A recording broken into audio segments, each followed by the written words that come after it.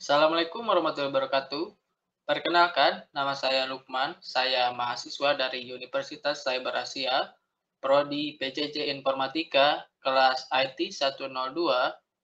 Pada kesempatan kali ini, saya akan mempresentasikan sebuah topik dari mata kuliah Arsitektur dan Organisasi Komputer yang dosen pengajarnya adalah Bu Hasanah, MKOM. Saya ingin berterima kasih kepada beliau yang telah membagikan ilmunya kepada kita semua.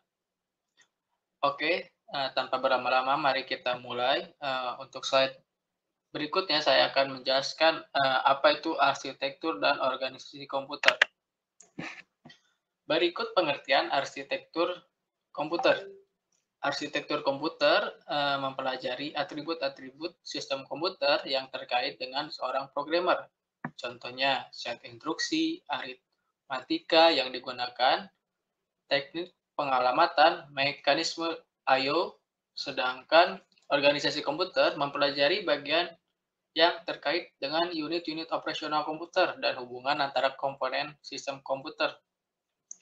Contohnya, sinyal kontrol, interface, dan teknologi komputer. Selanjutnya saya akan membahas tentang sejarah perkembangan komputer dari zaman ke zaman. Untuk komputer generasi pertama dimulai digunakan dalam akademi militer seperti komputer Atanasoft-Berry dibuat pada tahun 1937 untuk menyelesaikan sistem persamaan linear dan komputer kolosal untuk memecahkan kode rahasia Jerman Nazi. Kemudian, ENIAC yang dibangun pada tahun 1946 menjadi komputer pertama untuk tujuan umum. Ketika komputernya dinyalakan untuk pertama kali, Philadelphia mengalami mati listrik. Komputer generasi ini menggunakan tabung vakum untuk menyimpan data dan ukurannya memakan satu ruangan. Selanjutnya, komputer generasi kedua. Generasi kedua dimulai ketika transistor menggantikan tabung vakum. UNIVAC diperkenalkan ke publik tahun 1951 untuk penggunaan komersil. Kemudian, pada tahun 1953, IBM memulai bisnis komputernya dengan merilis IBM 650 dan IBM 700. Berbagai pemrograman mulai dikembangkan dan komputer mulai memiliki memori dan sistem operasi. Kemudian, komputer generasi ketiga. Generasi ketiga dimulai ketika teknologi transistor meningkat menjadi sirkuit terpadu. Komputer mini adalah inovasi yang signifikan dalam generasi ini dan mempengaruhi generasi komputer selanjutnya. NASA menggunakan komputer generasi ini untuk melancarkan program Apollo, seperti komputer bimbingan Apollo untuk mempermudah kendali Apollo Command or Service Module. Digital Equipment Corporation menjadi perusahaan komputer nomor 2 di belakang IBM dengan komputer PDP dan PAX-nya.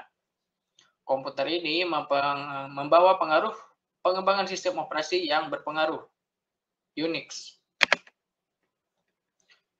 Komputer generasi keempat. Generasi keempat dimulai pada dasawarsa 1970-an ketika penemuan MOSFET dan integrasi berskala besar selanjutnya membawa ke pengembangan mikroprosesor di awal tahun 1970-an. Komputer pribadi yang semakin kecil berkat mikroprosesor mulai berkembang. Dimulai dari komputer rumahan dan komputer meja, teknologi selanjutnya adalah laptop dan ponsel cerdas yang sangat fenomenal. Membawa berbagai perusahaan teknologi ke dalam perang paten atas ponsel cerdas.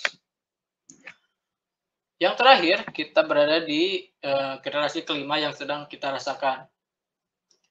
Generasi kelima digadang-gadang sebagai taman perkembangan teknologi paling canggih saat ini dan diciptakan pertama kali pada tahun 1980-an.